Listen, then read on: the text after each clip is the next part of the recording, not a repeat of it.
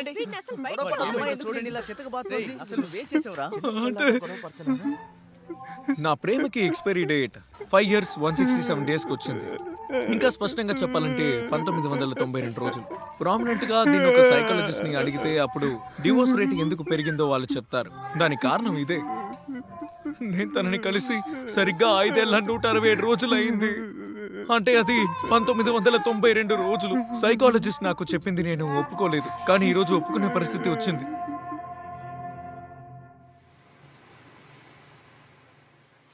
ఇలా అవుతుందనుకోలేదు. నా క్రష్ నా ముందు చేసిన ఈ పనిని నేను అసలు మర్చిపోలేకపోతున్నా. తనని మర్చిపోవాలనుకున్నా తన ఫేస్ నా మైండ్లో తిరుగుతూనే ఉంది. సరే, ఇక ఆలోచించడం కూడా వేస్ట్. ఎందుకంటే ఎంత ఆలోచించినా ఏం ఉపయోగం లేదు. ఎందుకంటే నేను ఎంత ట్రై చేసినా సరే ఏం మార్చలేను. నిజానికి నేను అలాంటి ఒక యూత్ అండి. ఎంతైంది?